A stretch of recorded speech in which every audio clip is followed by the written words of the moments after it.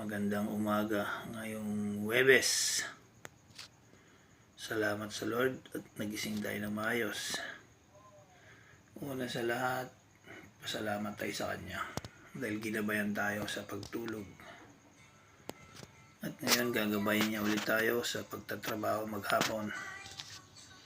Masasabi ko lang, lagi tayo manalangin sa Kanya at bigyan tayo ng pang-araw-araw na proteksyon.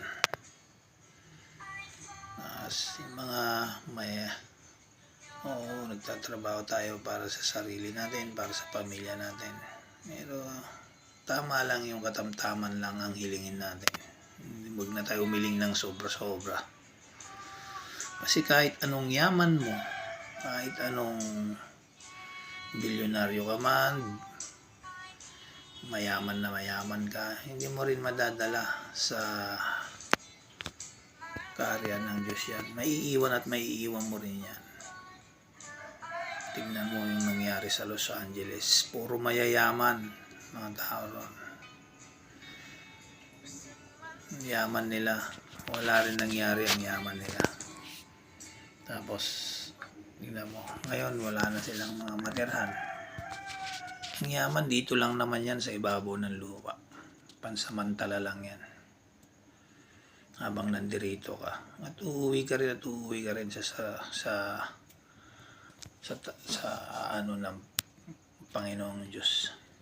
Ng lumikha sa iyo.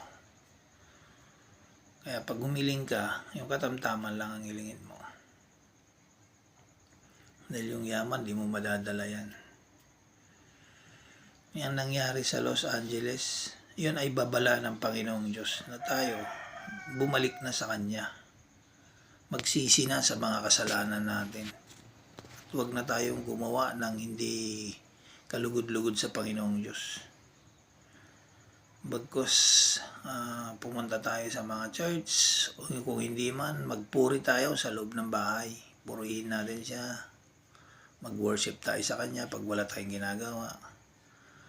Magbasa tayo ng mga Bible para magalak ang Panginoong Diyos sa atin. At wag na natin siyang husgahan kung ano man yung kaya niyang gawin sa atin. Dahil siya lang ang nakakaalam kung saan tayo patungo. Sabi nga ng mga pastoral, yung bilang ng buhok natin alam niya.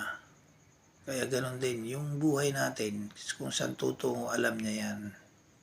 Kung anong kapalaran mo. Kaya siguro, ang magandang gawin natin, yung bumalik na sa Panginoong Diyos. Magsisi sa mga nagawa nating kasalanan, humingi ng tawad. Ganun na lang siguro. At nagpuri sa Kanya at magdasal. Kung marunong tayo magdasal, yung para maging